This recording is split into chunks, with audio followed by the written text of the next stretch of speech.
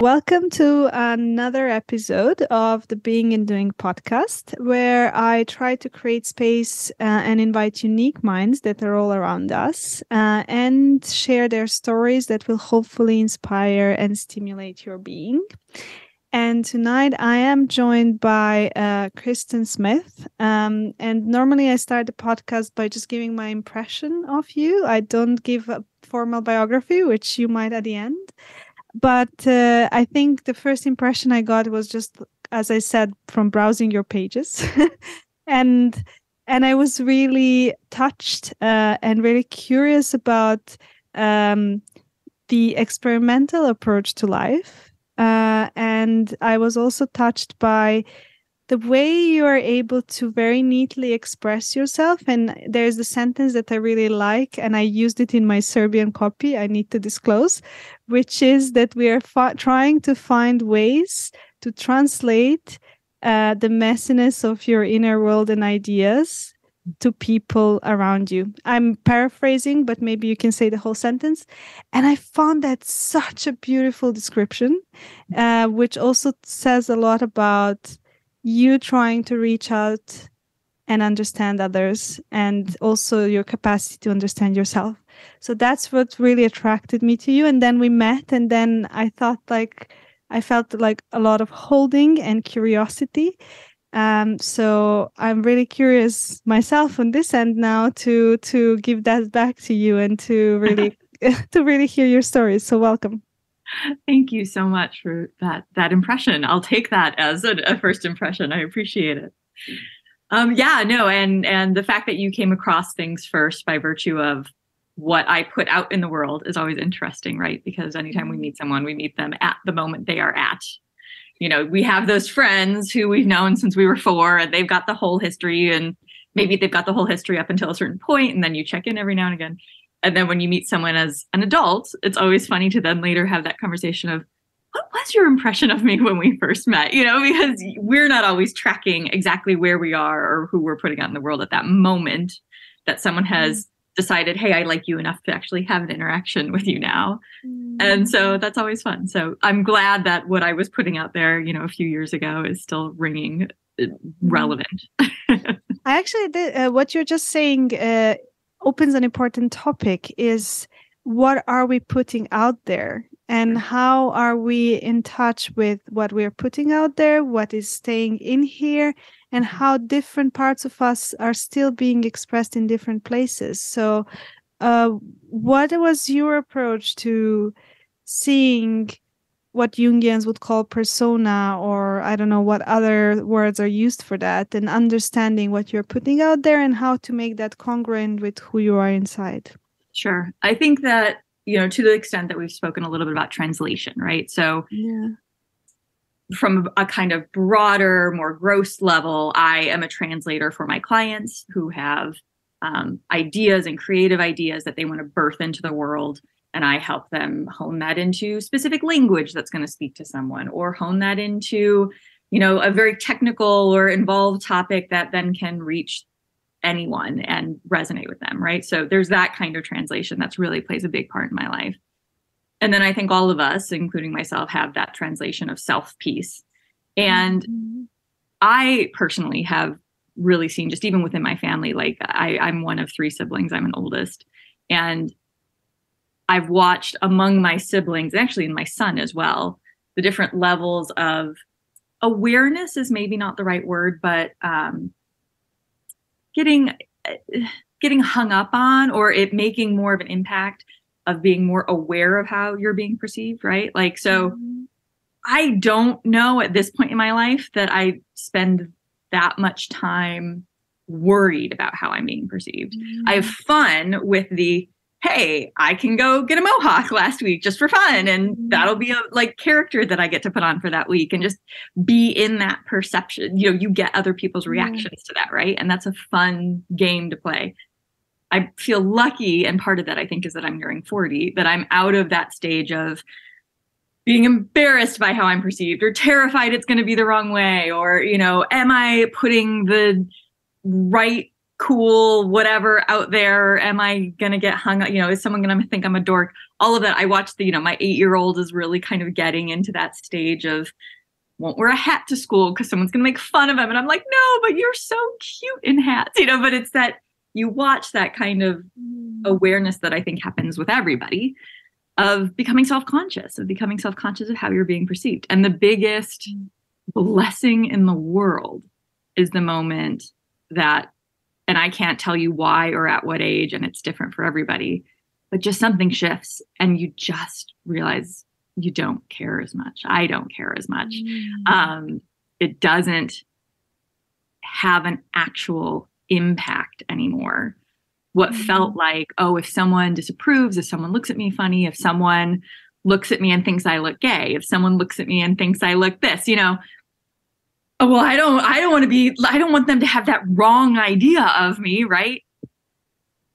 When I was able to get to that place of, they can think whatever they want and it has zero impact on my day. Like there's no consequence of someone walking down the street and thinking something of me, or, me having a bad night and not wanting to, or not even a bad night, but just having a quiet night, not wanting to be the big Miss Social or being the big Miss Social that night or whatever it is. I think that the tendency to have next day regrets or whatever even has kind of been removed at this point, because the people who love you and understand you. The people who you don't impact your life, like don't waste. And they will not change that opinion if you change something about yourself anyways.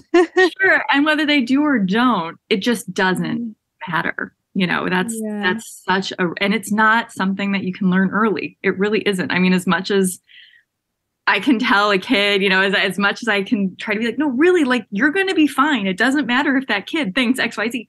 You can't, and I think, as much as there's that kind of cliche of the wisdom that comes with age, there just is some of that stuff where you'll wake up one morning and you're like, I just don't care about the things that I used to care about in the same life or death way that I did, So going through some stuff helps with that, and having those kind of, life moments where you're up against a wall and you do have to kind of, all the things that you were trying to project, all the things that I was trying to project. I've had a few of those moments in my life of how I was supposed to be in the world according to what I thought and how I was raised. And for one reason or another, I was not able to meet those expectations. And the world didn't end, And I think when you have enough of those moments, it finally kind of gets in there. It begins to get ingrained, Yeah. And I think I have a question, because as you were talking, another thing about your website came to mind, which is like, why wouldn't I be a recording artist? Or why wouldn't I be a writer and publish a book? Or why wouldn't I have a podcast about love? And there is something, and why wouldn't I wear a mohawk? And there was something about you that was quite interesting in the sense of exploring polarities, exploring options, allowing yourself to get into identities that someone sometimes has told you, no, you can't. And I wonder, how did that come to be? What did that bring you? I guess the story is very long, but we can start somewhere. Oh, yeah. No, I mean, I think it begins on the day in 1984 when I was born in Chicago, Illinois. No, but truly, I grew up in the Midwest. I grew up in a very middle America, traditional, well-off family. I was the oldest. So by the time my brother came around 7 years older, we were more well-off. I was still, my parents were young enough that they were still working it all together. And there was always a really clear, for better or worse, way to do things. Mm-hmm. And that was, you do well in school, you go to church every Sunday, you are respectful of your elders, all the things that you kind of think is your traditional Americana things. That was truly the life that I lived and the life I grew up in. And it was great in a lot of ways for me, of the certain mind type that I am, which is I liked having the answer of this is how it goes. And okay, I can fulfill and exceed that. And great. So teachers loved me, you know, I never gave my parents any problems, all of this. And so when I was coming towards my senior year of high school, which is right when you're doing all of the university, you're getting into your universities and everything. It just began to dawn on me that I didn't really know what came next. I had this script for 18 years of life and I didn't know what the next piece of the script was, right? So there was a little bit of like, I would say there was a little bit of a panic that was happening there that I couldn't even really understand at the time. But I didn't know what that piece of life looked like. And that was the first time that I kind of come up against that. So I did end up going to a great university and ended up studying architecture, but I kind of call those like my lost years, like my college years. I was tired. I had been a really intense, perfect in every way kind of student, very like didn't bring any issues to my parents until I already had them resolved. Really didn't have any sort, like I didn't date. In the book, I talk about the fact I accidentally had a boyfriend for a few months in my senior year of high school. There was some sort of embarrassment around that and like not the vulnerability that would come with that. It was somehow communicated subconsciously to me that like to have a partner at that young age was like a weakness or something. You know, I didn't want to bring that home to mom and dad and have to have that conversation. So college was just kind of like recuperating from the intensity of those years. And, but yeah, really the biggest gift for me was that when I came out of grad school, it was 2008. I came What out of did you study? School, architecture. I was an architect when I was coming out. And I came out right into the middle of one of the biggest recessions that we had in known time. So I was an architect for all of 3 months. I had moved from Chicago out to California because I had family that was out kind of 2 hours out of LA. So I was like, that's close enough. And moved out there and within 3 months had lost my job. And it was the biggest blessing I think I could have ever been given because I was driving home from being laid off that day. And it was like one of those things where it was about to be lunchtime. My boss was like, oh, can you just come with me for a minute and into the HR office? And there's an HR woman sitting there and he sits down and he's this big guy and clearly very uncomfortable. And, I was a 20 something, very like at that point, insecure, had kind of, come out of college, lost myself a little bit. Girl who was just like, okay, someone just tell me what to do. And this HR woman starts explaining to me that I'm being laid off. And I'm kind of like, oh, okay. And he kind of like said his bit and he was like, we're letting go of a lot of people. It's just you're one last in and blah, blah. And it's like, okay. And he left. And at some point, finally, the HR woman looks at me and she's like, are you okay? And I was like, yeah. And she was like, you're just taking this really well. And I was like, I don't know if she thought, I was going to like bawl or, I was just stunned because this is not how this was supposed to work. I had gotten the grades and gone to the school and done all the things and checked all the boxes. And I was being laid off 3 months into my first adult job, So it was just such a stunning reversal of how I understood the world to work that I think it started what became a whole chain of, oh, I am vastly mistaken about the way I think the world works. And I had a very rigid, in retrospect, view of how the world worked. And that if I do this, then this will happen, which will mean complete security. And I will have arrived and I'm, statically set for the rest of my life. So that was the first of what became many ultimately really big shakeups of my worldview. And, that I don't know if I had not come out at school at that time, I might still be sitting in some job I hate in some architecture firm, a decade later. I don't know that I ever would have learned that things can absolutely go the opposite way that you think they're supposed to go and be fine. And You're still going to be fine. That is really, really familiar. I always find it really funny. So I've interviewed a person that was at that time in New York, but originally Latino. And then, now I'm speaking to you, and I'm from Serbia, and I find it fascinating how somehow we are in completely opposite ends of the world, and yet there is something innate to the human animal, if you want. Absolutely. Which is, and how, like, we growing up in completely different conditions, and yet we have very similar ways of being. And so, things happen differently, but we get to the same point of like, the world does not work based on the script I prepare for it. Yeah. And it's like, it doesn't relate to education, to whether you are growing up in a like big or a small country, or, nothing of that sort. So it's really interesting to hear you. And I'm like, wow, she's describing what I've gone through.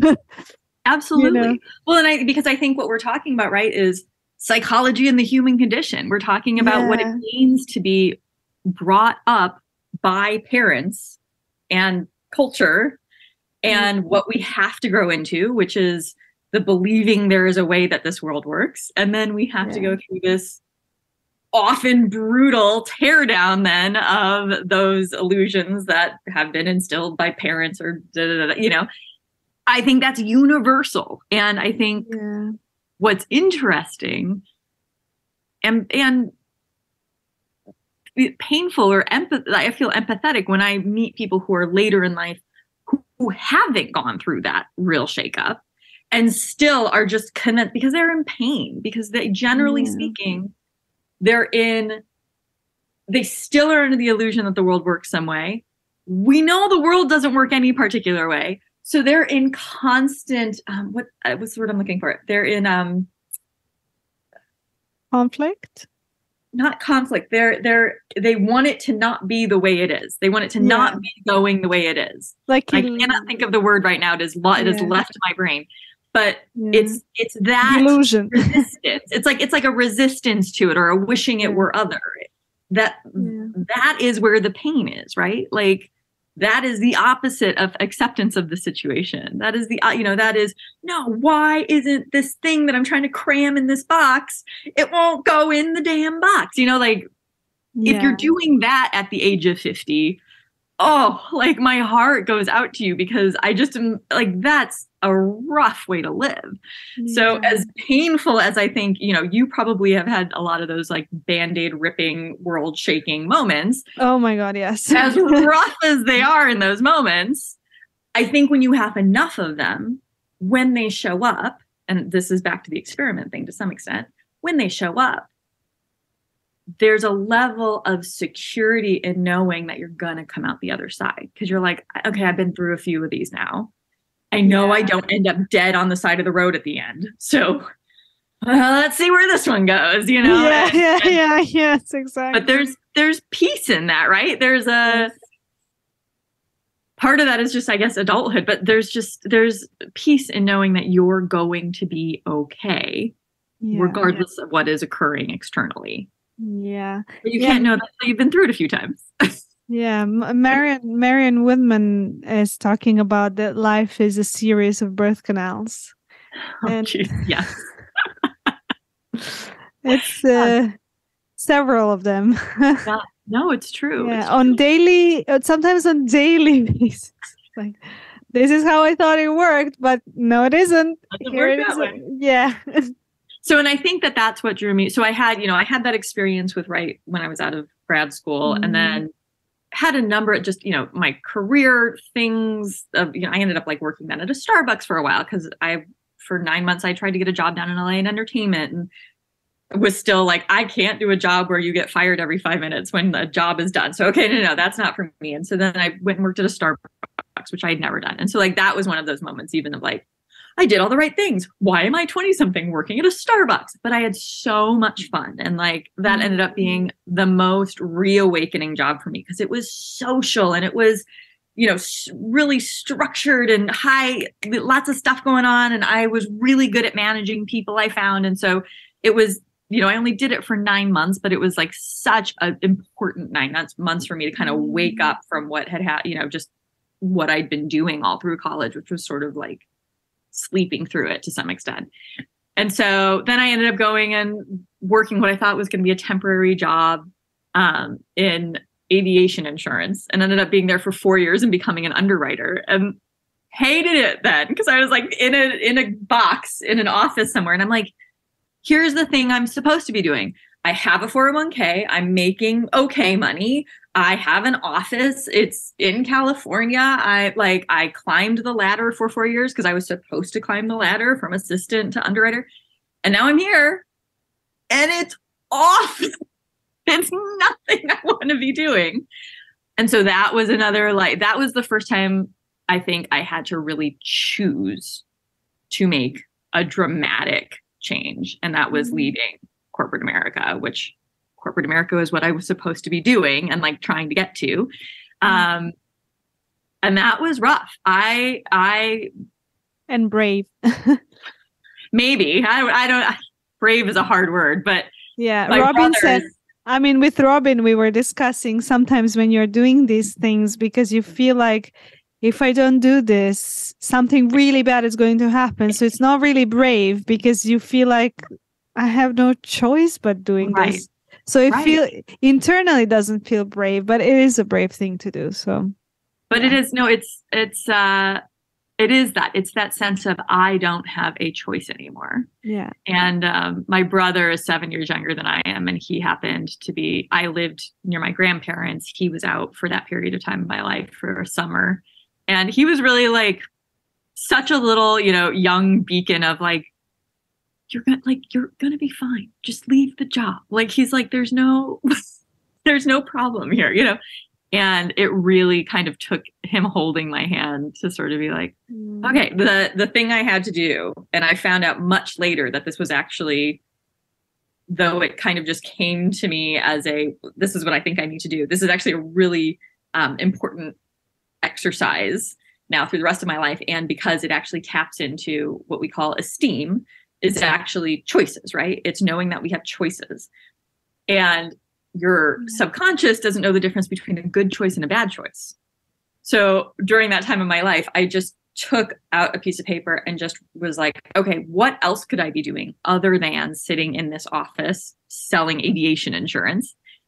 And just was like, I'm going to do anything. And it was like, go back to work at Starbucks, go panhandle on the side of the road, go go back to school. And it was, I filled a whole page with just, these are all the other things I could be doing other than what I am doing right now.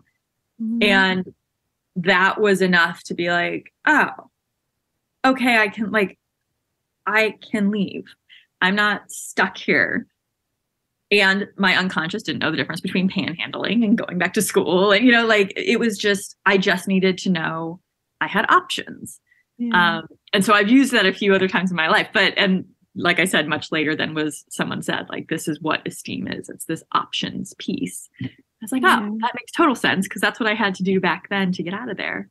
Mm-hmm. But things got then I haven't been back to what would be a normal job since then.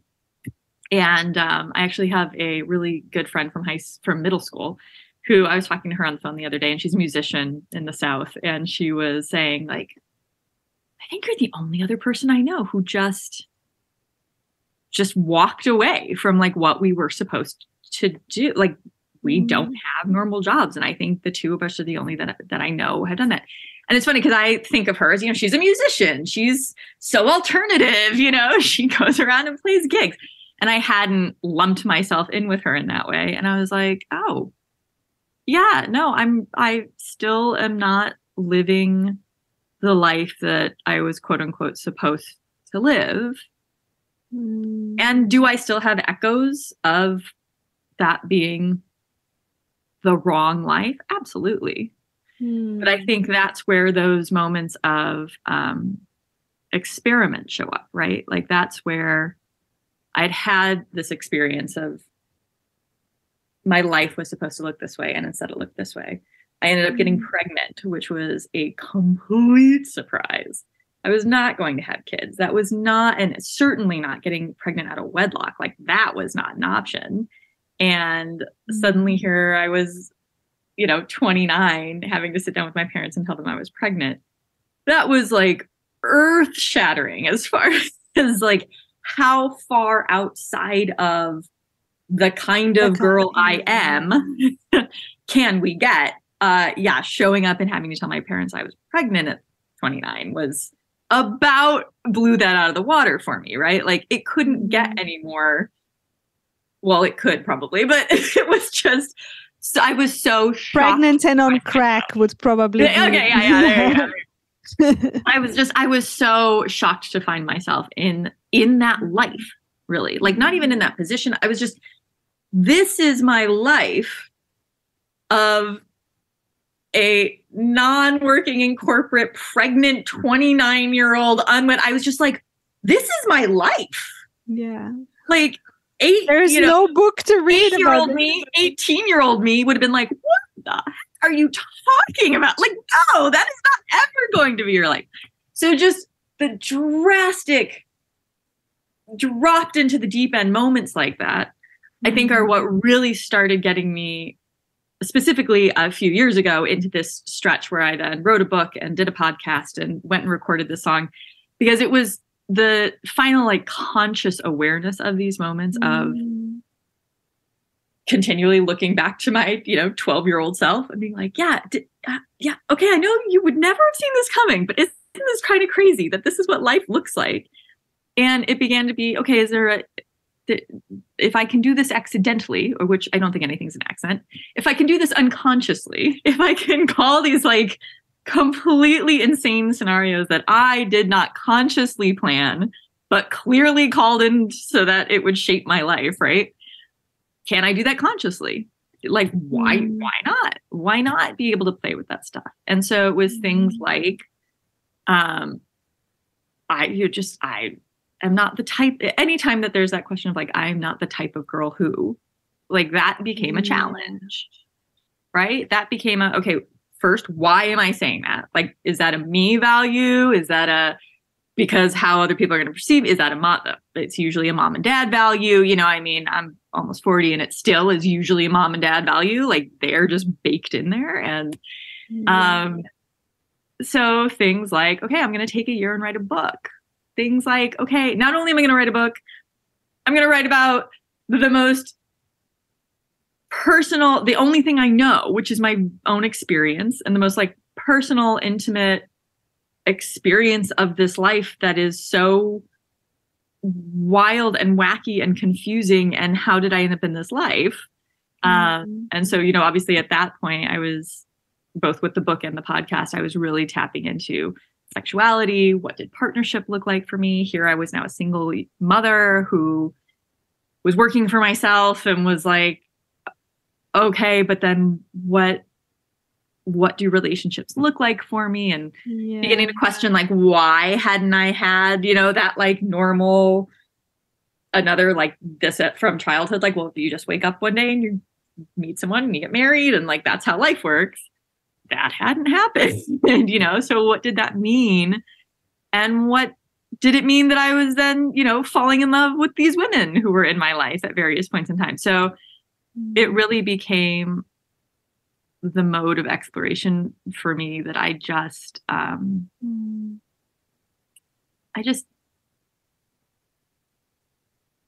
there's no, what is the point of living the specificity of our lives other than to compare notes with others? I'm never going to have your experience. You're never going to have my experience. Yet within the first few moments of us talking, you were like, oh, you get me.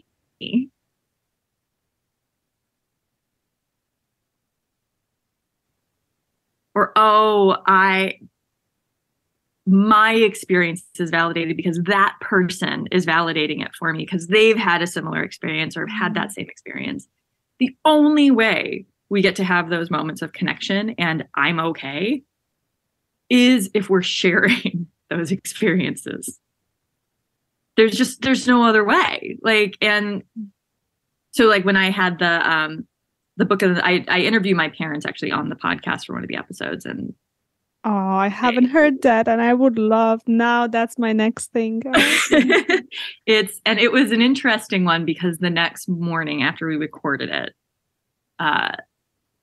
they freaked out a little bit. My dad in particular really freaked out and did not want the recording used. They just didn't want they didn't understand why it had to be public. They didn't understand. And so you'll see the way that I address it. And I don't think the episode is any worse for it, but I didn't realize until that moment how private and insular, in particular, my father was. And how that the problem wasn't the topic of the book or the topic of the podcast so much. It was, why does it have to be so public? Why does it have to be just shared and out there? And that thought had never even crossed my mind. Like, that was never even a question for me, because what am I preserving by not sharing? Yeah. When there's so much that I was getting by sharing, by putting, not only just for myself of like, we are narrative creatures, of actually putting a few years of really crazy getting pregnant and falling in love with someone and that breakup and like, of actually putting that into a narrative was such a healing process for me. But then on top of that, I wanted to be known. I mean, I think we all want to be known, right? We want to be, and I think for a lot of people that ends up being partnership, right? Like, a lot of people want to be in partnership because that is a mechanism by which you theoretically are known, hopefully, if it's a good relationship, you know.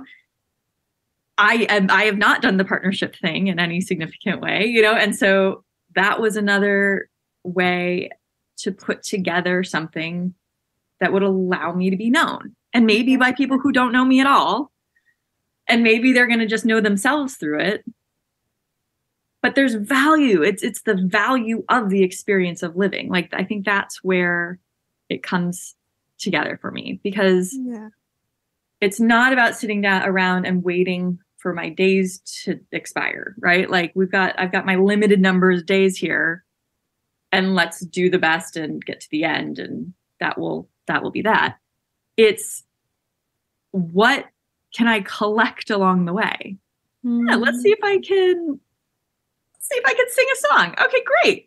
Now I've got that experience in my pocket, you know, like, let's go see if I can do this. Great. Let's put that in my pocket. You know, it's the collection of these experiences that feels like accomplishment to me. You know, I didn't go and become a high-powered lawyer. I didn't go and kill it on some big career like I thought I was going to when I was younger. What I have done is done a lot of weird shit that people would be too scared to do, or wouldn't, you know, give themselves the opportunity to do, or didn't think they could do. And that feels like a worthwhile accomplishment to me, you know, to be able to point to those things and be like, and, you know, part of that is too, I think, being an artist, I like having the tangible thingy that you're creating. So for me, having a book to hold in my hands, having a website that I crafted for the podcast, that you're being able to like pull it up on your phone and see, look, that's the graphic that is the podcast, you know, just having these things that are tangible record and beautiful to me, like putting it together in that beautiful, creatively loved package, that has a lot of value to me. And it is also, I think, why, you know, like I said, they also feel like they happened a million years ago, because I think the processing of them and the putting them together and the tying with the bow and here it is makes it then like, okay, great. What's the next one? You know, like it can just be then that I've got that one in my knapsack. I've got that, you know, that little gem is like completed and has been collected. And now what's the next one to go find or create, you know? So that was a lot of talking. I don't even remember what we started with as the question. Actually, what I would like to kind of leech on and piggyback on is this thing about being seen. And you said in the beginning, you said, I don't care if someone will think I'm gay or something like that. And yet, in some people's experiences, there is an experience that there is a threat if you're seen of a different sexuality or a different this.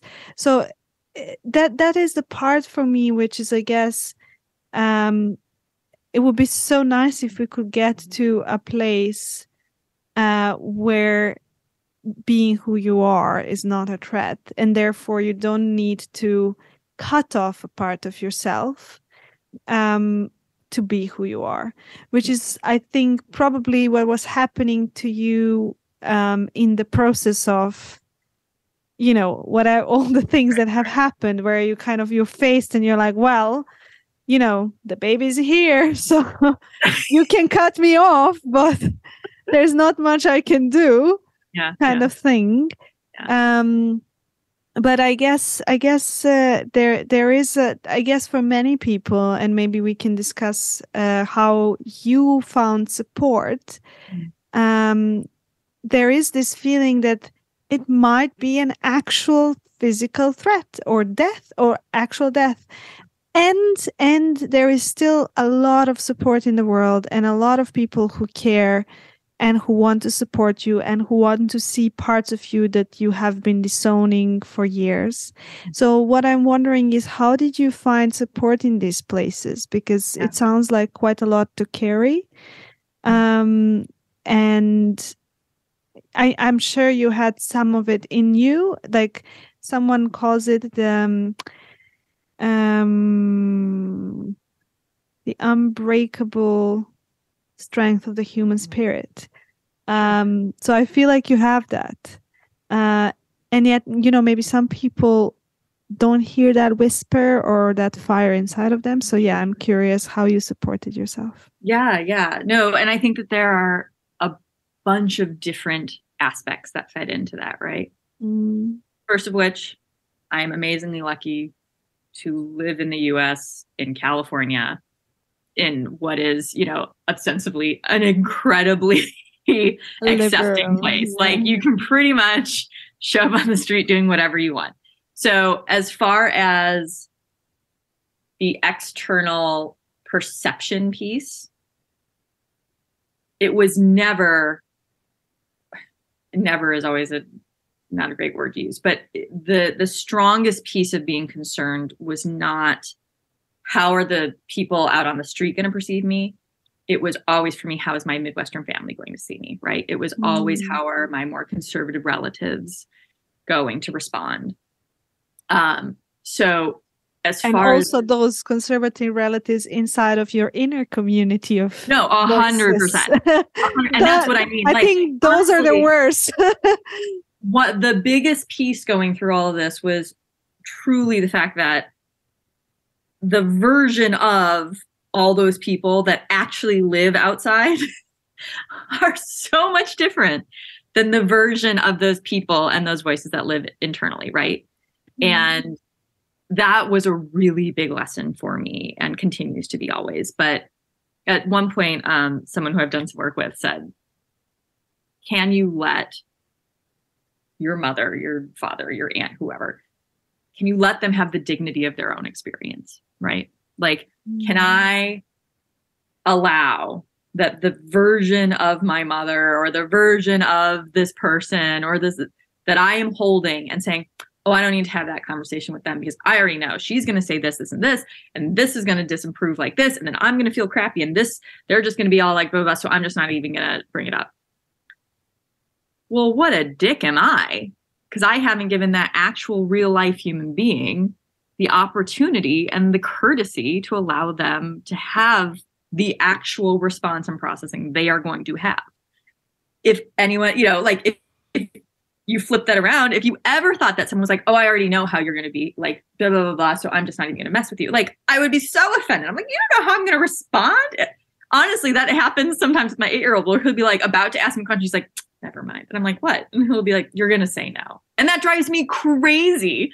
And it's exactly that same thing, right? I already know that person so well. I know how they're going to respond. And and I can just write them off because I just can't even broach the subject with them. Okay. So that was a big lesson for me and continues to be. I also was really blessed by the fact that I'm very much someone who I believe that everything is designed.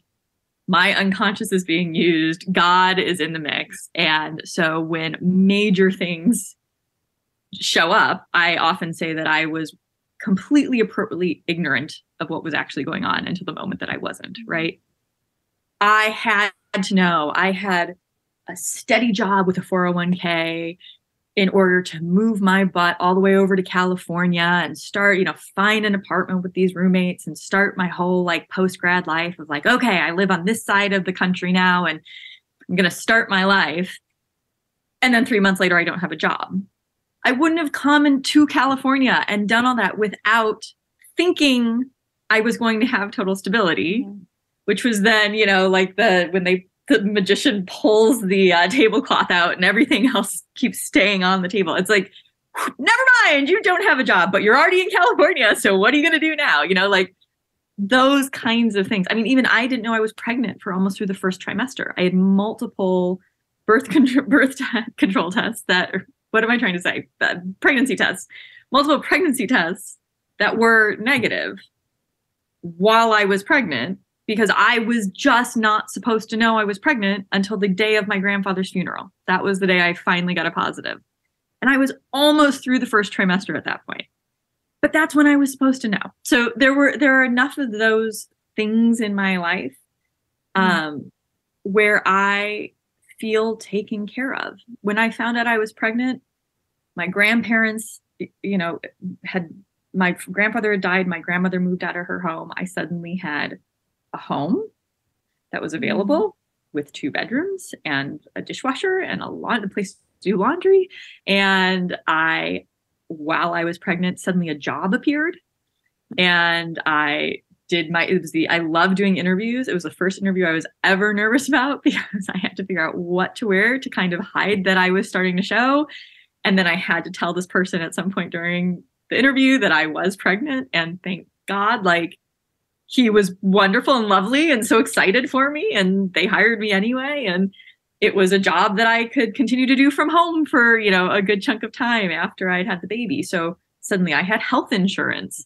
Suddenly I had just all these things were just provided in such a dramatic and kind of hilarious. These things would happen. I would just laugh. And I was like, okay, well, I didn't know I was having a baby.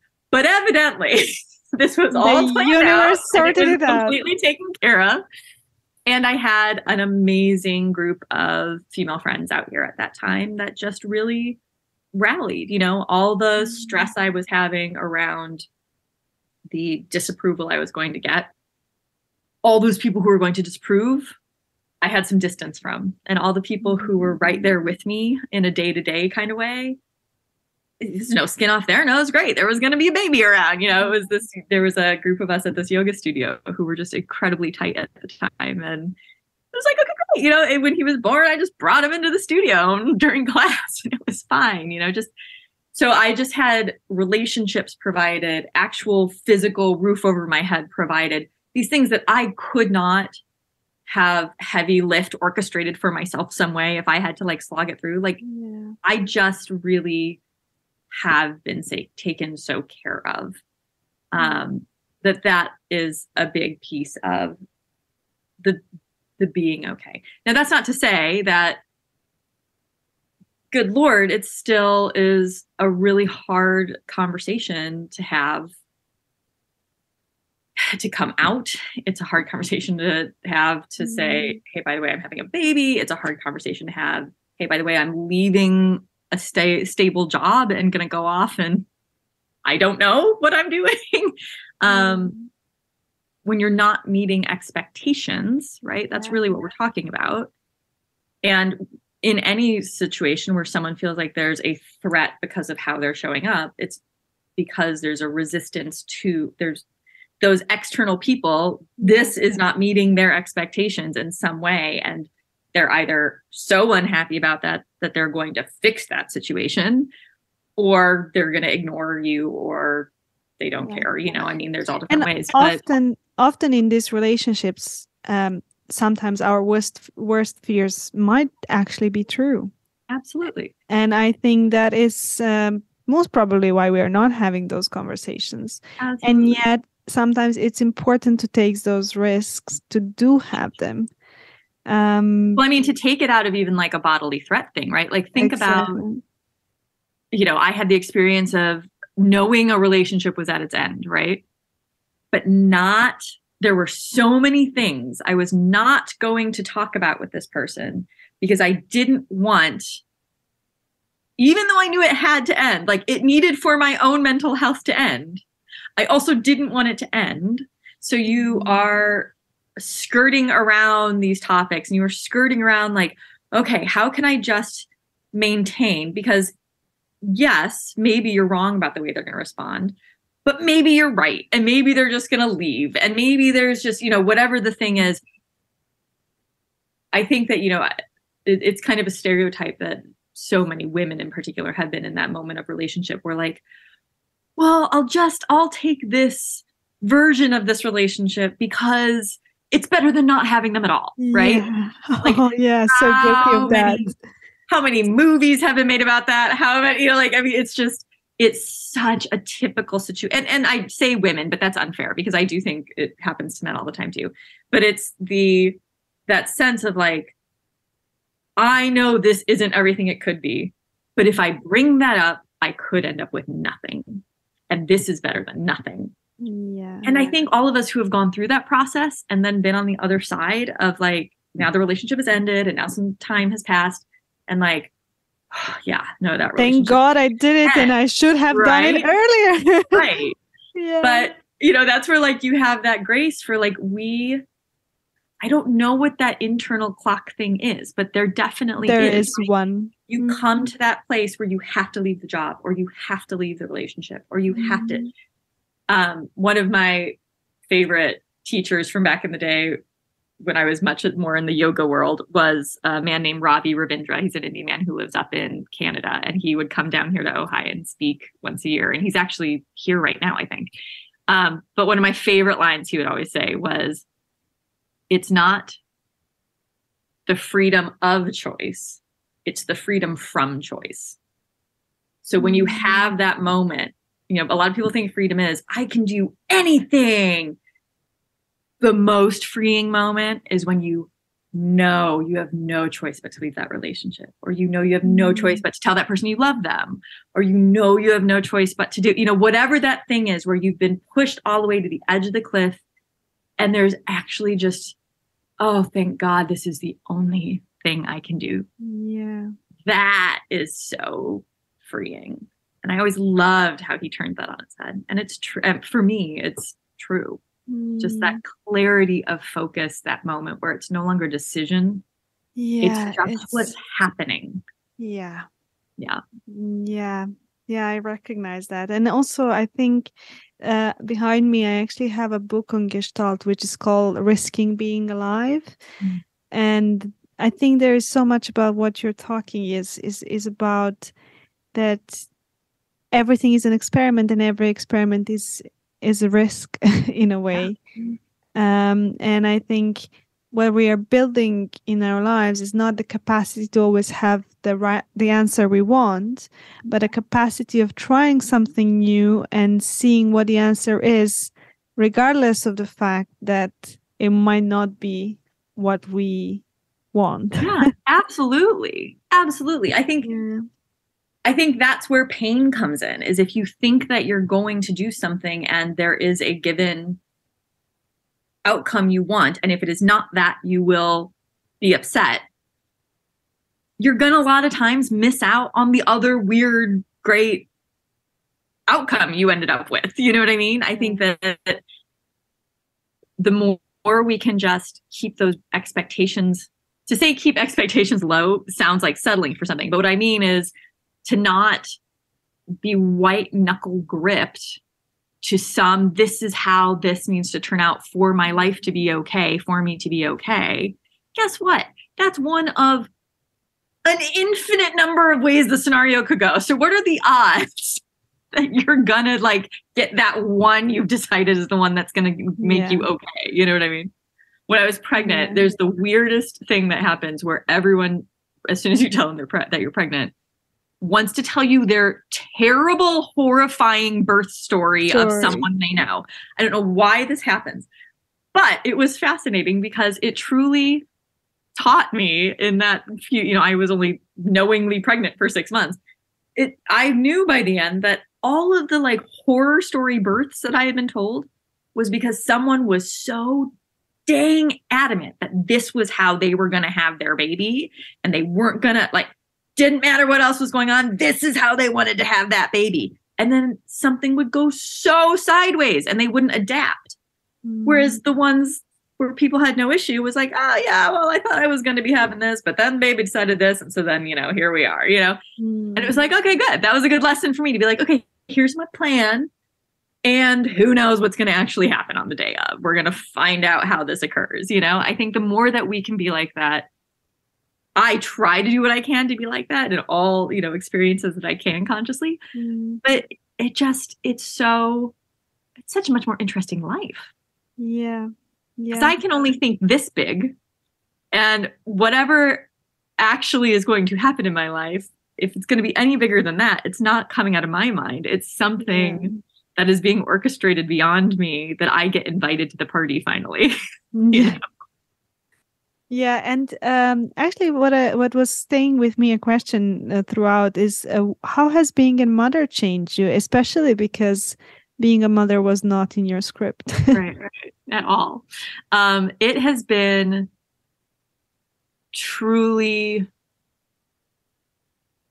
stunning. Like I can't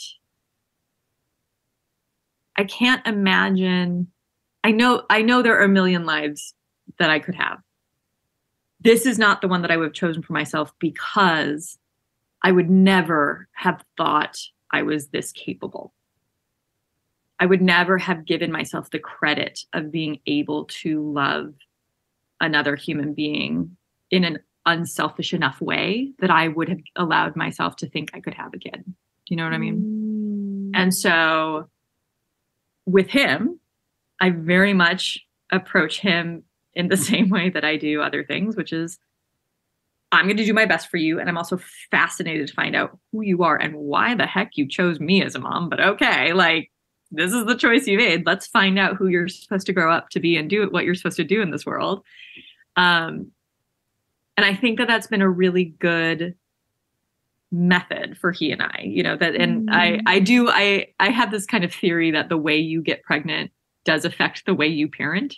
Because especially in this day and age, I know a lot of women who had such a hard time getting pregnant and really, and a lot of times you end up here's the one baby that we finally had and so precious and don't break it. And there's kind of a different intensity around that kind of mothering sometimes. And, then in my instance, it was just so out of left field that I just was really in the trust from day one of I don't know why this is supposed to happen, but clearly this is supposed to happen. So I doubt that I would be given a baby unless I was going to keep it alive. So I think we're going to be okay.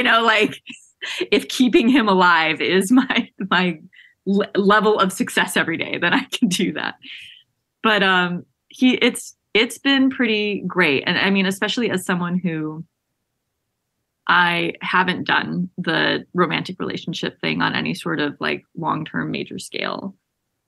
He is my experience of living with another little being. He is my experience of how do I adapt my cranky attitude in a day? How do I,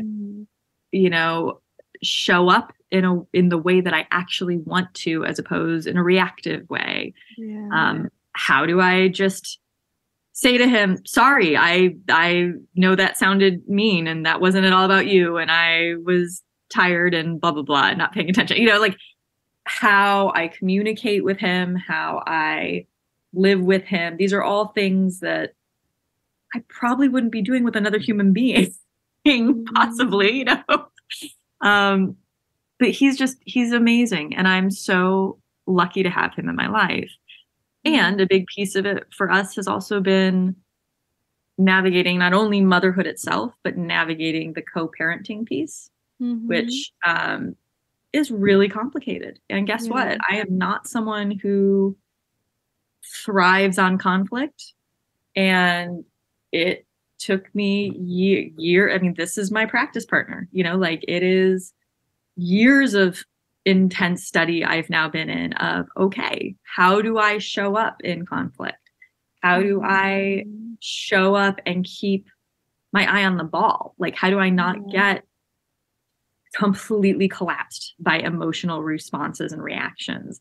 How do I even recognize those reactions as they're starting to come up and say, okay, this is like a fight or flight animal thing. I need to be able to have an adult rational conversation right now about the timing of Christmas, you know, like, so as, oh Lord, as painful as those lessons have been and just kicking and screaming that I had to go into this. Yeah. Also, I'm really aware of like other places in my world where I'm able to set boundaries and able, you know, with clients, even where I'm able to have difficult conversations. And I don't know, like I would have had to have another thing that would have brought me those skills if I hadn't had this kind of, you know, trial by fire into the crucible kind of experience. Like, all right, you've got a living human being now that you have to deal with another living human being to make sure that he's gonna be okay, you know? So yeah, it's there's no way it couldn't have changed me. You know, it made me do so much intense self-work.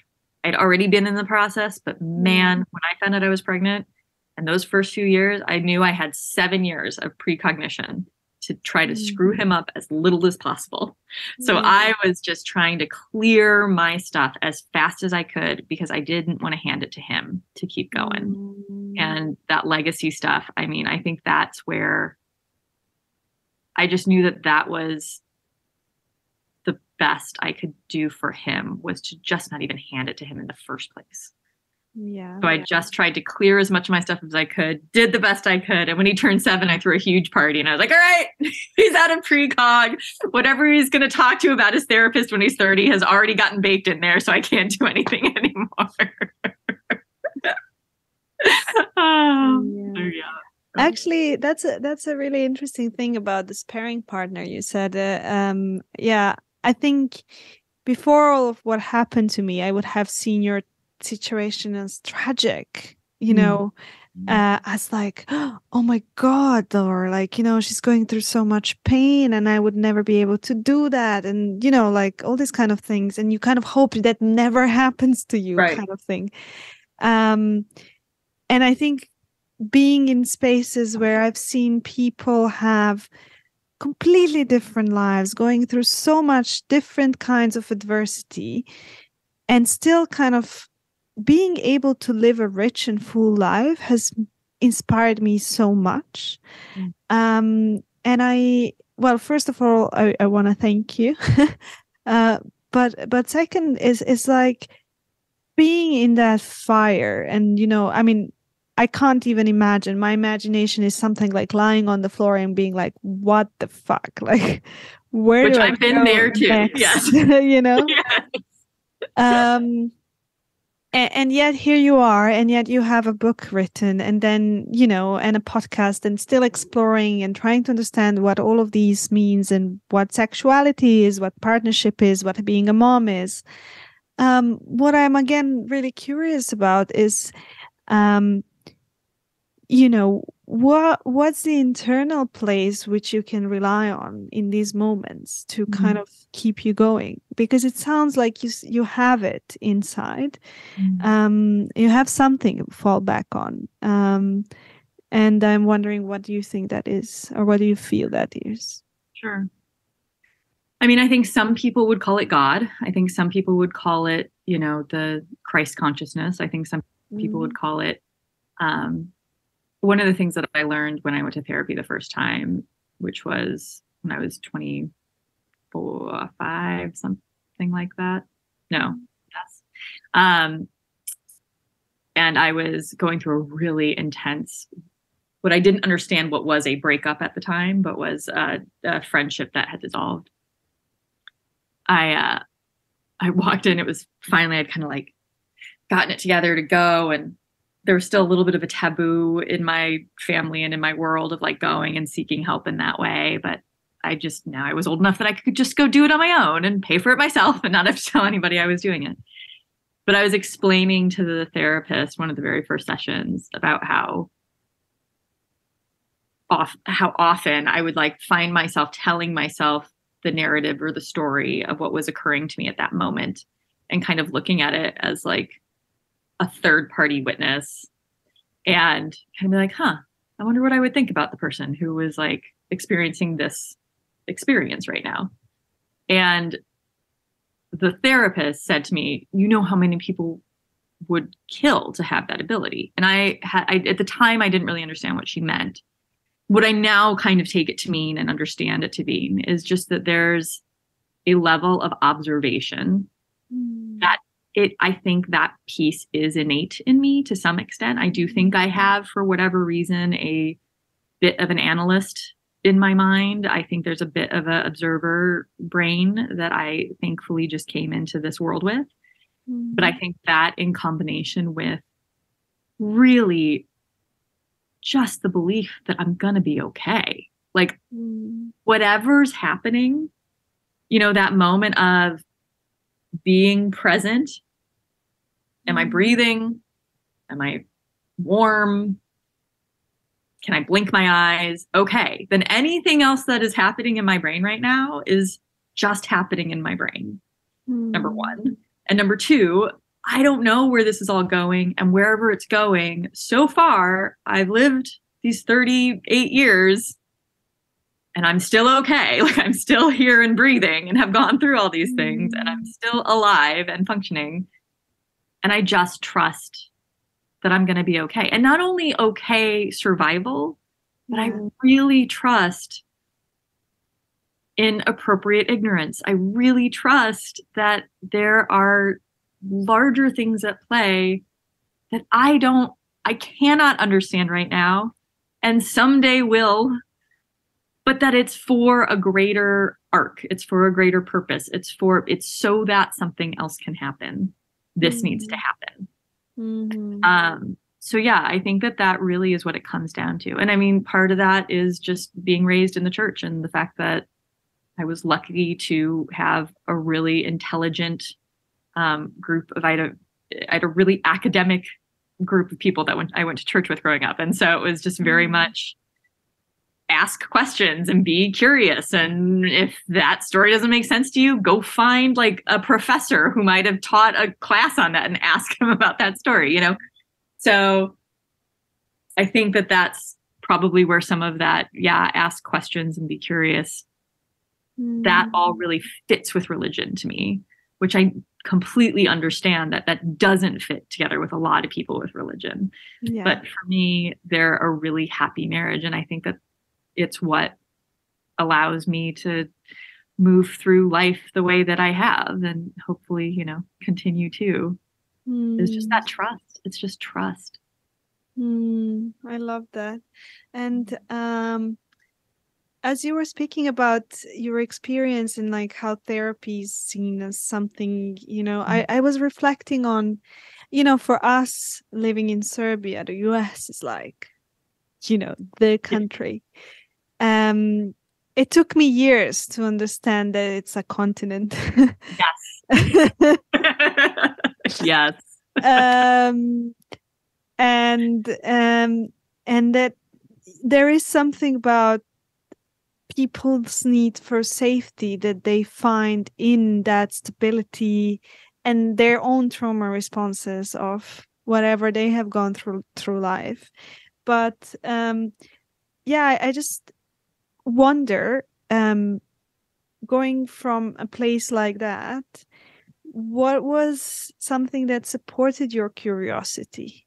that kind of was opening up. You mentioned a little bit of the church and being able to ask questions.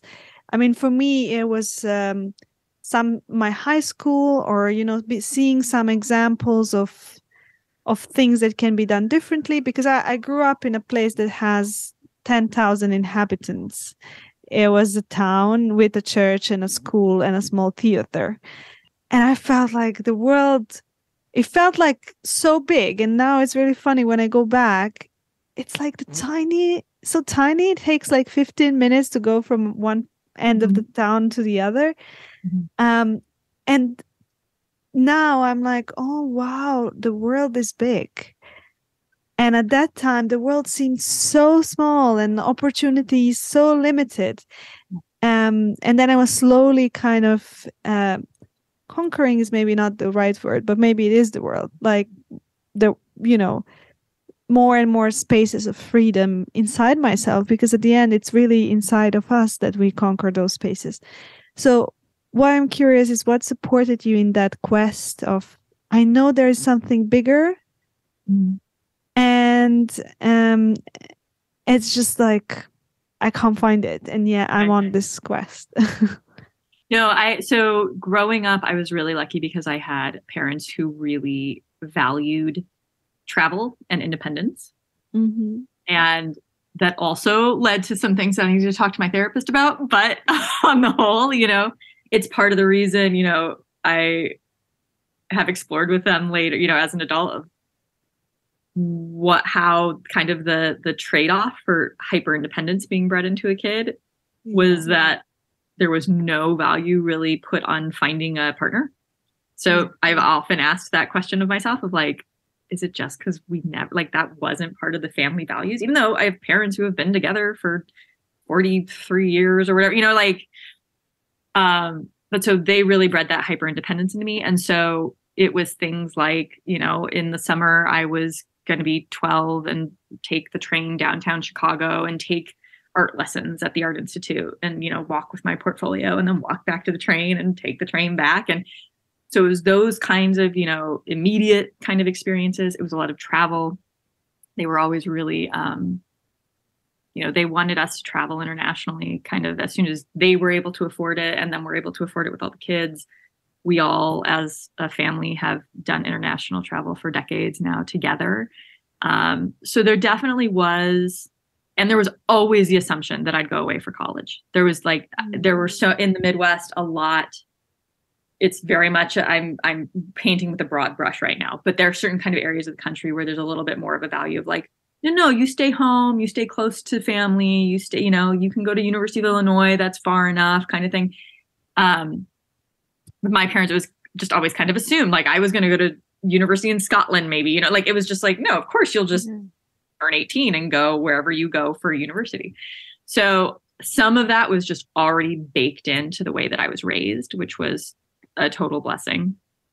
But one piece, to kind of what you're speaking to is I became really aware in college to some extent. Well, sort of, I think probably my crisis of when I was 18 and going off to college of just like, I don't know what I want to do. Like, I was just aware that there were such limited options in front of me, right? I was an artist who was good at math. Everyone told I should be an engineer. I didn't want to be an engineer. I ended up like sobbing on the floor of the school at some point, like, I don't want to be an engineer. So the happy like medium, because artist was not a job in the Midwest. You couldn't do that as a job. So architecture was a great blend for me, right? And that's respectable and I can go to school for that and blah, blah, blah. But I became really aware when I moved to California in particular. And I live, to be clear, in a very funky small town that I only ended up in because my grandparents lived here when I grew up. And very, artsy, spiritual, lots of hippie. I'm amazed. I mean, when I spoke to Robin, it felt like, oh my God, like it feels like a heaven. It's small and there is a lot of alternative ways of thinking. Well, and because it's a small town, like you sort of have to bring your own job here. It's not like you can go work for a corporation and live here, although now with work from home, that's changing some. But anyway, so my point being just simply that I was suddenly meeting people and becoming very close with all these women at the yoga studio and seeing so many different ways to do life than what I had grown up with. Mm-hmm. And by that point, you know, I'm in my mid-20s, and just the amazement of like, wait, what is this? This person just like sits in their home and makes like balloon art all day or whatever, you know, just like this person's a musician and like somehow gets gig work and sustains off of that. Like my brain just kind of I just hadn't had the examples of the other types of life that I could see. And to be fair, maybe I had, but my blinders were so tight on the way things were supposed to go that I couldn't even see them. So I really broadened my view of what was possible in my mid-20s by virtue of really moving to a different part of the country and you know, entrenching myself there independently of my family. So that was a huge thing. And I mean, to this day, one of my favorite like altered brain spaces to go into is just look around when you're out sometime, you know, and just be like, everybody is doing this life that I'm seeing. Like that person who's serving me coffee is doing, and they're going to go home and they're going to pet their dog and and like, that's their little life. And this person over here who's on the cell phone is closing some deal and going to go home to this. And like, that is their version of life.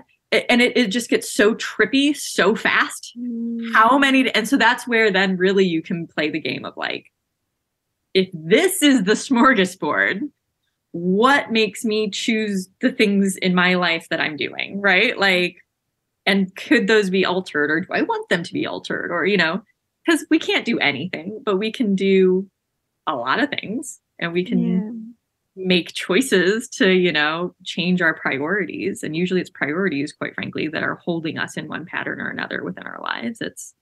But I must have this, whatever our priority of safety is, be that financial, be that freedom, be that whatever. When you're able to say, okay, what if I just let go of that one a little bit, just to play, and that would allow me to do this. Let's just try that out for a little bit. You know, I think that's where it gets fun. But it's just when you really start to see how many and like how many generations of people and how many people in the future, like there's just so many ways to do this life. And if we really just if the value of any one person from life to, or from, you know, birth to death, like that is a unit of measure of worth, and how many of those are there and how many different ones are there. And it's just like, it gets, I get very tripped on it. Like it's wild. It is mind blowing, and it's actually very liberating in a way. I think 100%. Yeah, I think. And I also wanted to ask you about the Love Lab. I don't know how it's named. I was thinking like, is it Love Lab? I forgot the name. But I'm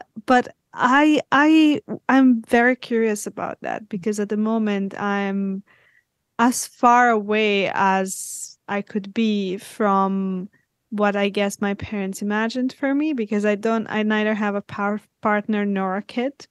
Yeah. And after having my difficult experiences with partners, I kind of am left in this space of like trying to conjure in my head how the next thing could look like. I'm kind of curious, what did you discover on your journey that you would like to share?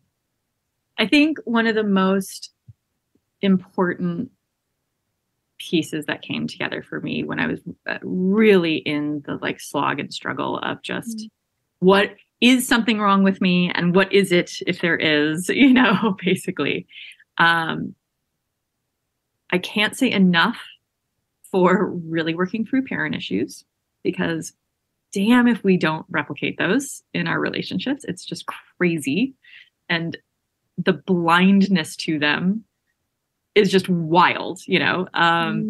So that was a huge piece for me to really understand, you know, what I was replicating love-wise.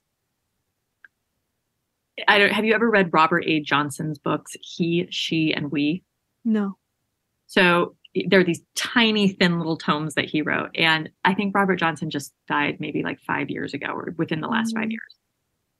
The one that's called We just rocked my world. I was like, finally, like, this is the way that I've been thinking about this, but someone finally spoke it. And really the point he makes is the deification of the partner, right? And specifically in Western culture, where there's been such a break from religion. And there's this whole concept of, well, I'm supposed to be fulfilled and completed by some other human being, right? No human being can do that, nor should we be asking another human being to do that. And it's just, you know, he does talk about it specifically as the deification, because it is, okay, this is what God's supposed to do for you, not what another human is supposed to do for you. Like, if you've got some stuff that's incomplete or unfulfilled here, like, don't ask another human being to plug that hole for you. Don't ask a kid to plug that hole for you. Like, that's gonna screw them up royally as well, you know? Like, so really the focus of,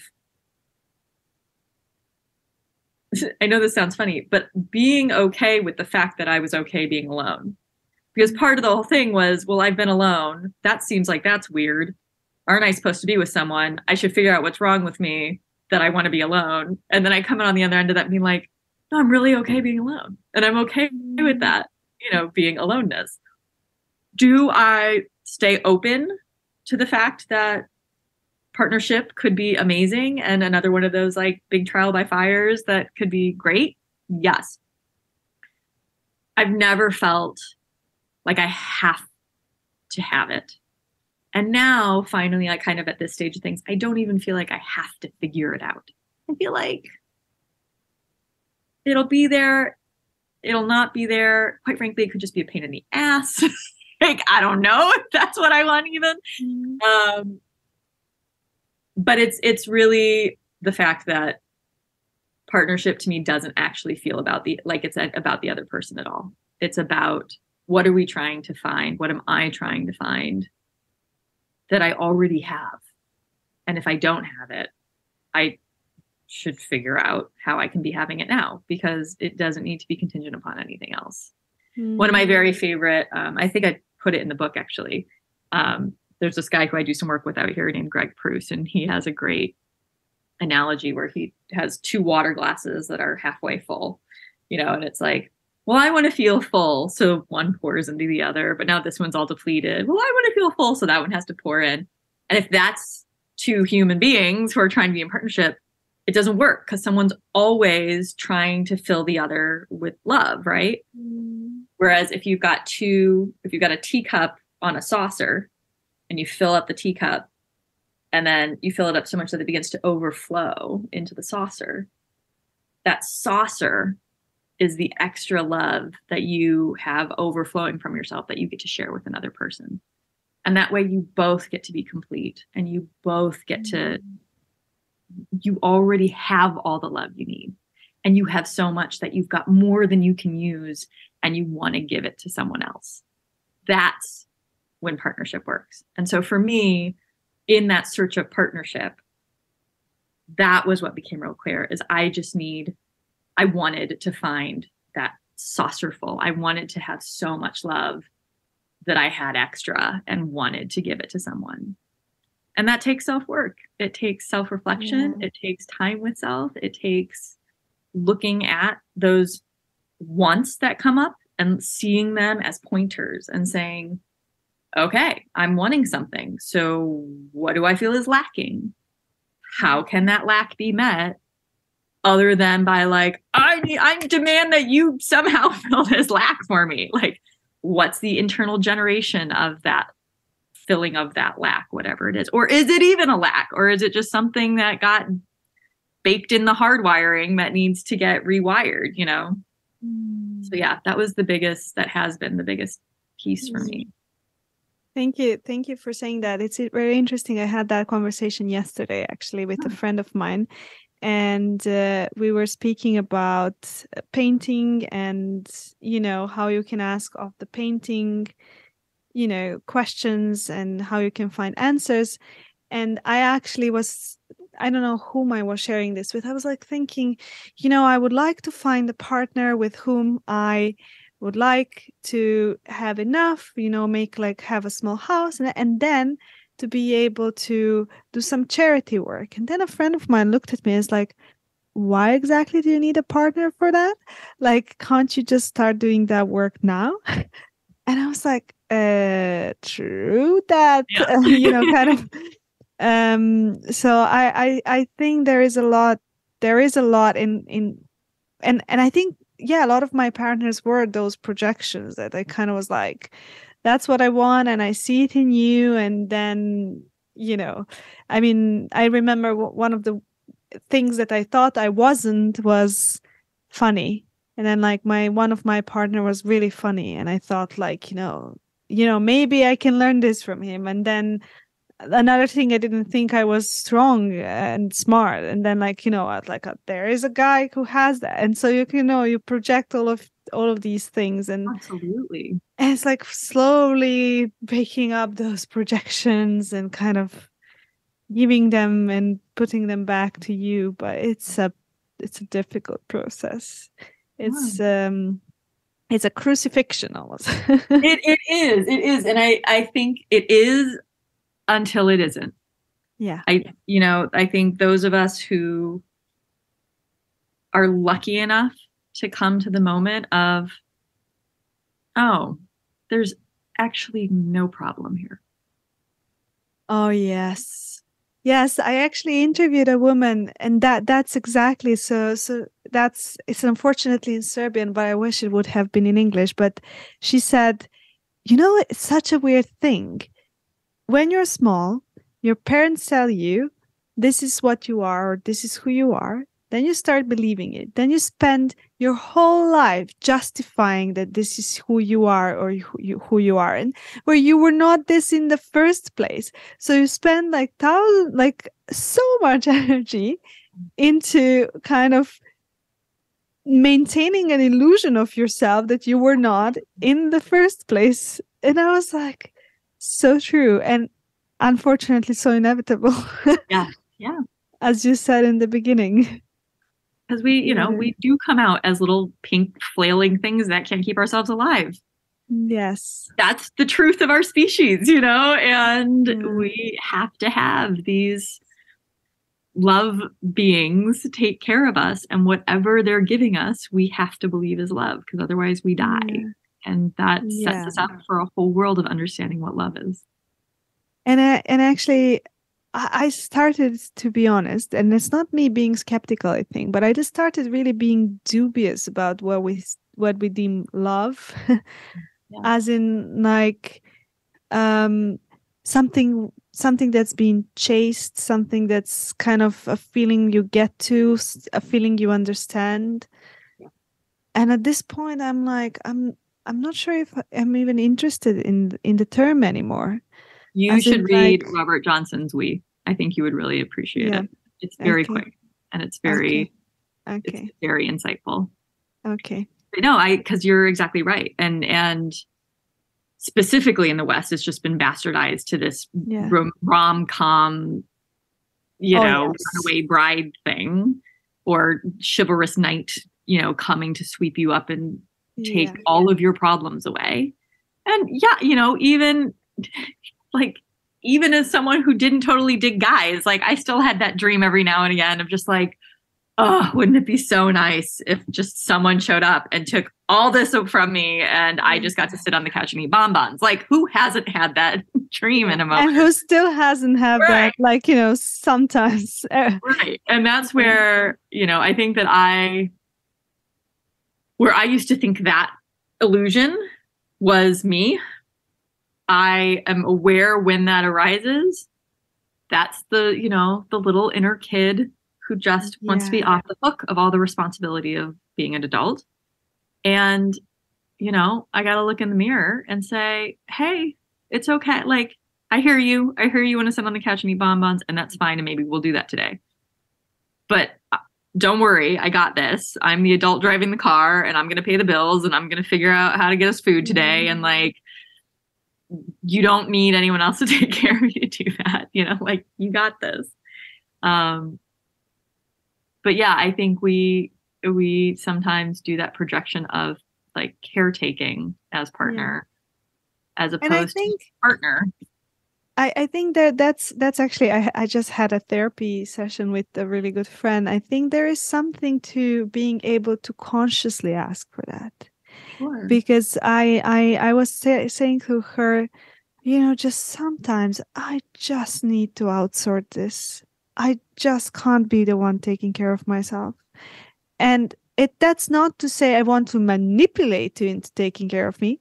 That is just saying, can I have half an hour of your time? You hold me in your hands and, you know, I just forget for half an hour that some things are difficult. And I think this is, I think, also an adult thing to know that there is a child in me for which I have no capacity today and I need another parent to come in. But when it's conscious, it's completely different than when it's like an unconscious, unspoken expectation to do that. Yeah. And one thing I actually wanted to ask you and also kind of reflect on is I have been here in a workshop which is called The Wheel of Consent. And there was a lot of talk about how do we negotiate touch, how do we negotiate exchange, giving and receiving, basically. And what was one of the biggest learning for me from this workshop is how much, talking about rom-coms and all of these kind of things, how much we sexualize things that are actually not connected to sex, and how much we bring into intimacy that can be satisfied actually not by a sexual partner into that space, and kind of reject every other space where we could get that. Right. And to me, that was quite, I mean, I was quite amazed that that day I was there with people I didn't know. At the end of that workshop, I was working with a girl where I felt some safety with. And I just asked her, can I just lie down on your lap? You stroke my hair and I just cry and tell you how hard this is for me. And I did not know her. Or like, you know, there was 3 of us holding hands and watching the sunset together. Yeah. And I was like, why is this kind of only put into romantic partnerships where this can all clearly be done even among friends without it being sexualized? And how much, you know, there's hardwiring that if someone gives you that, there has to be sex afterwards or something along those lines. So I'm curious, again, because I didn't listen to like all of the episodes of the podcast, I'm wondering whether something of this has come up for you and how do you think about that? Yeah, no, absolutely. I mean, growing up, I was so touchy-feely that it was like a joke amongst my friends and stuff because I was just always just on people. And like my parents were like, okay, like rein it in, because I was just like physical with my siblings. I was just a physical kid. And for me, it was never, it was just, I loved being close to people. I'm an extremely loyal person. When you're like in my crew, you're in my crew. And when I went to college, there was some break of that because it wasn't all those lifelong friends, right? Like it wasn't, that was our common language. And at some point, I remember during college that there was kind of this like shift of, it wasn't as accept to exactly what you're speaking to. Like, what does this touch mean? Suddenly became like the unspoken question. So, you know, I kind of backed off. But again, just in like my normal world, I was probably always more physically comfortable with people than most.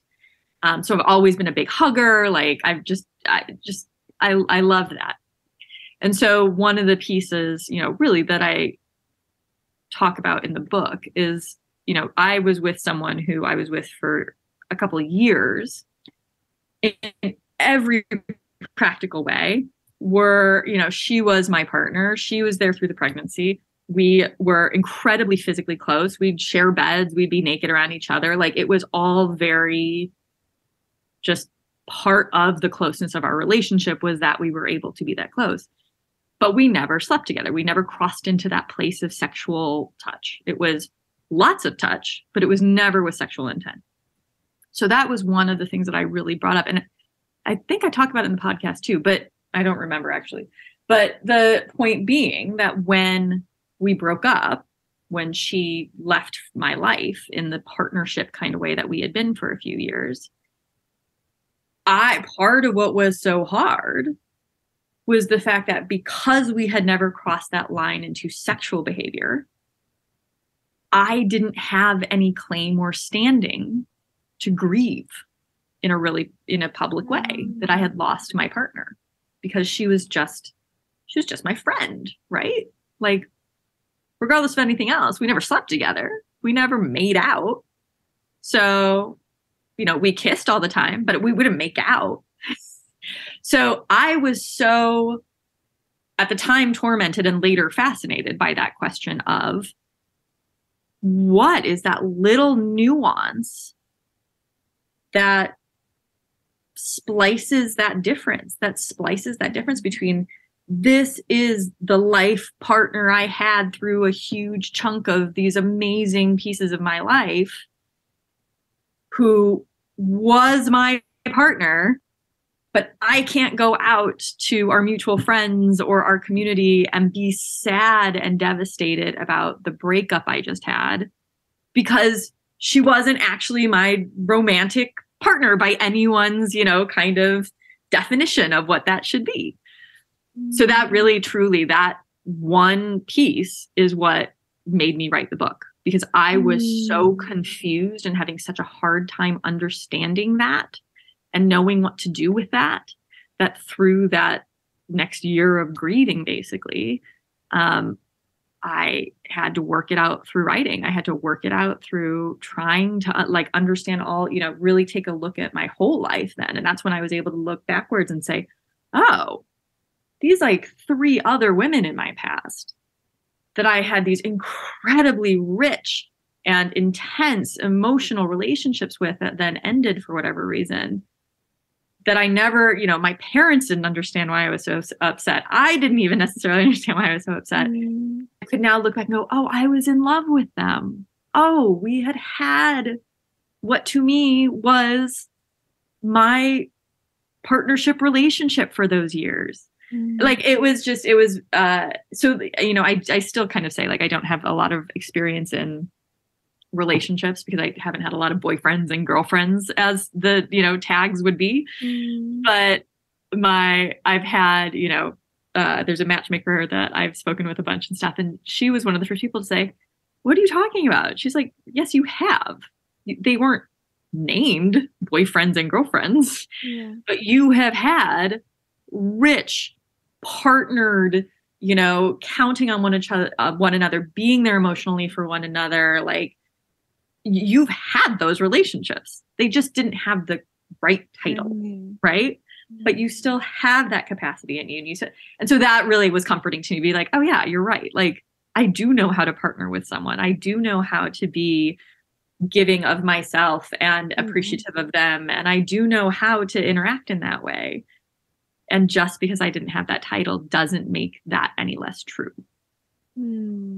So I don't know that answers anything, but I can say that I agree that it is a very nuanced question that I still hold as well, And I will say, I think people are finding, it's not hugely common, but they are finding their way to solve some of the things. Obviously you went to this workshop. I know there's a group here in town of people who they are, a close-knit group, and they cuddle. It's this whole group of women, and they might have a couple of men, but they just know they're going to just get together and be together. And they make it a point to feed their life in this way, they've found that same gap in their world. And they're like, no, we want to feed our intimate, non-sexual relationships in this Yes. way and bolster them. And just from health aspects, like we know how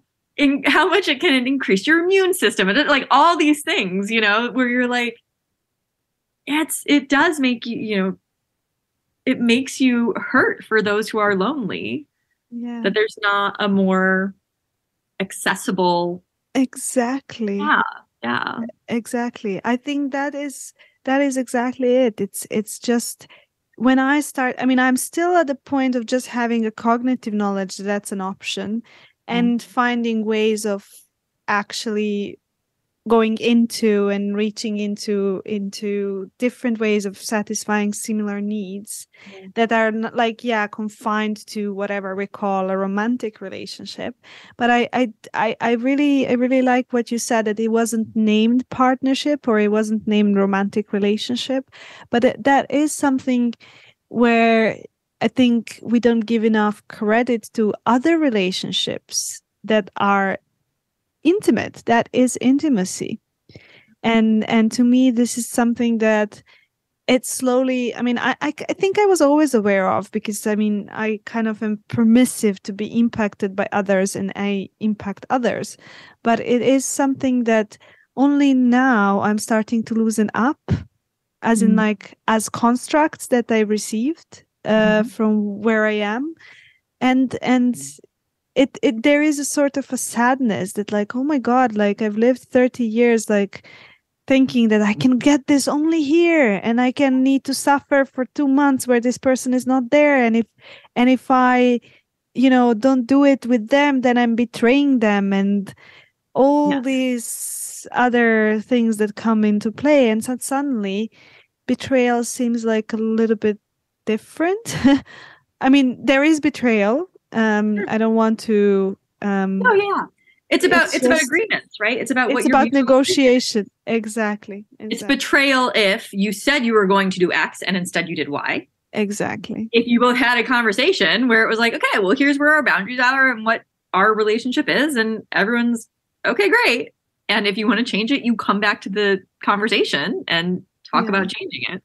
So yeah, there absolutely is still betrayal, and there absolutely is still, or there is now more than ever, I think, the opportunity to shape relationships to be functional for everyone in them, and seeing all the different aspects of everyone in them, Can't get 100% from one person, I don't think. Yeah, exactly. And I think as well, like I was discussing this with my therapist, there is also something about you can have those negotiations only between two people who are somewhat in touch with themselves. And that it becomes really difficult when you are partnered or trying to make that sort of a relationship with someone who hasn't explored even a little bit what their needs are, who they want to be from inside out, I guess. Sure. Well, yeah, it's back to the water glasses, right? Like you've got to be with another complete adult who's done their work for you to be able to show up as a complete adult who's done your work and say, okay, let's now shape something that is beautiful for both of us. Yeah, exactly. And in this question, I think it's weaved. There is something really interesting that I don't have the need to ask this question, but I will bring it up because normally I ask, how do you feel in your gender? And I think there is still a lot to be talked about, the position of a woman and how we are perceived, how successful we can be, what are our roles, not roles. And yet I feel when you do enough personal work, that identity somewhat becomes irrelevant, unless it's I don't know, again, something that's threatening to you, where you can't get a job or you will, stuff like that. But yeah, I guess I was curious, how was that evolving for you? Yeah, I've never blinked. I don't know. I've always been a woman in a woman's body and been happy and fine with that. And, penises kind of gross me out. So I'm fine with that. Then I had a son. So I'm always like, boy mom stuff. I mean, I'm glad I had a son. I always said when I found out I was pregnant with a boy, I was like, okay, I can do like Star Wars and baseball. I don't know if I could have done rainbows and unicorns. I would have had a hard time. But well, that is, yeah, for example, like, again, that's again mom. A very gendered. That it is. That is, and I think that is something that I still think we are working with. And I will say yes. I will also say, good Lord, go hang out with a classroom full of kindergartners, first graders, second graders, and there just are gender differences.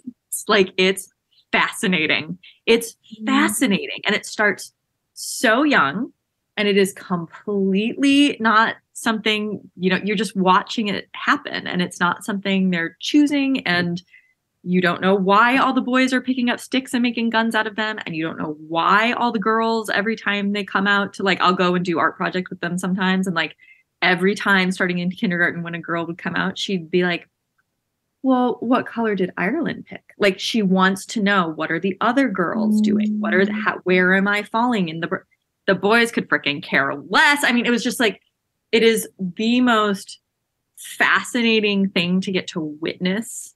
Just be like, yep, there's some, and of course, are there some, kids that don't fall into those buckets? Absolutely, and there's some different kids have different, just maturity levels and all of that. But if you do just a broad brush, like, holy cow, the teachers will tell you, like, this is the issue we know we have to deal with boys every year. This is the issue we know we have to deal with girls every year. Like, it just is. As we've spoken of, I live in a super progressive place, and people are very sensitive to whatever choices are being made, and blah, blah, blah, blah. Yeah.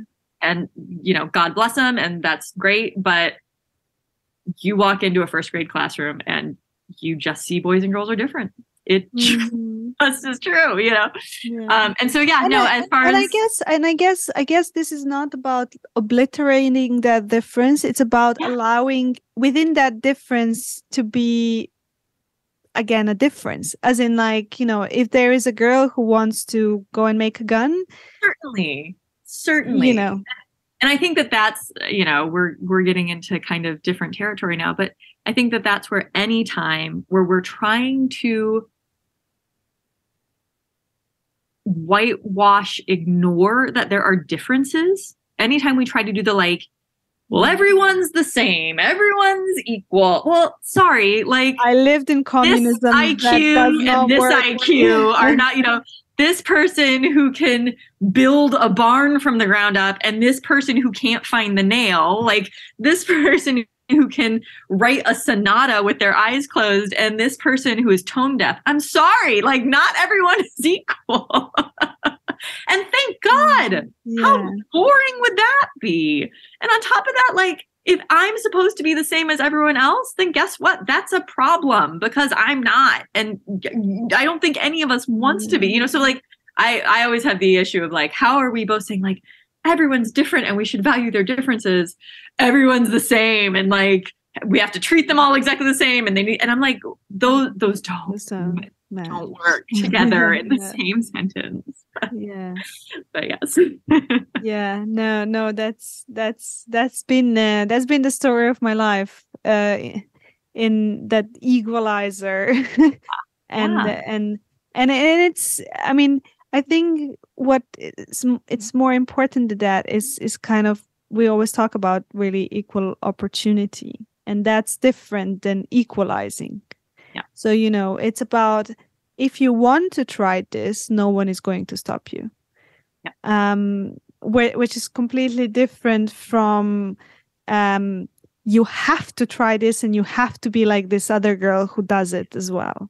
Exactly. So I think this is always when we get about when we talk about these stories. But I think both ends, the difference can be used oppressively and the equalizer can be used oppressively. And I think it's really about noticing when either of this within you has been used against you. Well, and it's about being curious about just who a person in front of you is, right? Exactly. That person doesn't have to be anything other than what they are. And, earlier you were talking about the word love and how squishy that has gotten and misused that has gotten. If love is acceptance of who the person in front of you is, I think that's a pretty good definition. Yeah. Oh, yeah. I don't think I have any more questions. I feel like this is a really good note to end on. But maybe the last one I always like to ask is, what is an absurd thing about you that not many people know about? An absurd thing. I probably have a lot. Let's see. We've talked about most of them. I've jumped out of airplanes twice. That's not that absurd, though. I don't. Oh, you should have given me this as a pre-question. I could have had something prepared for you.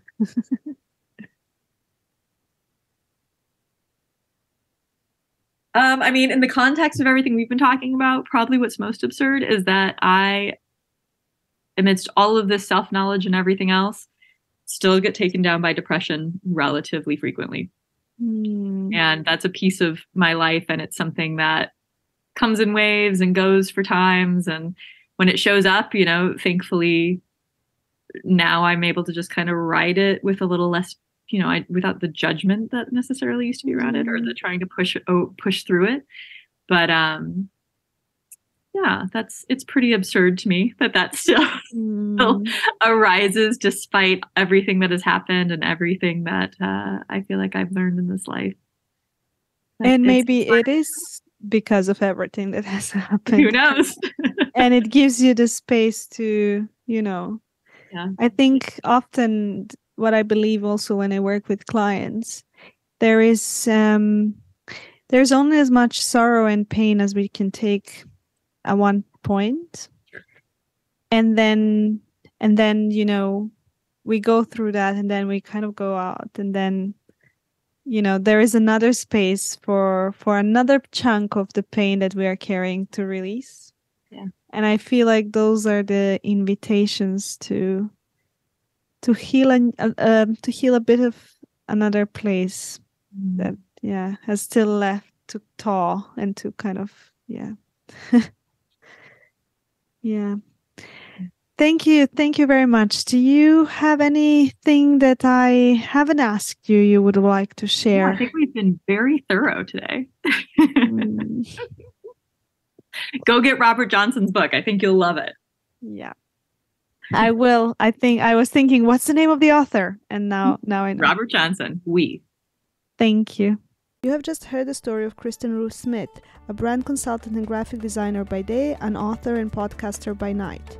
Her job is to translate your creative vision into tangible, actionable items. It's to help you communicate the beautiful madness in your mind to the world, to translate your brain to those of us who are not living in there with you. If you want to connect to her, visit her website www.kruthconsulting.com.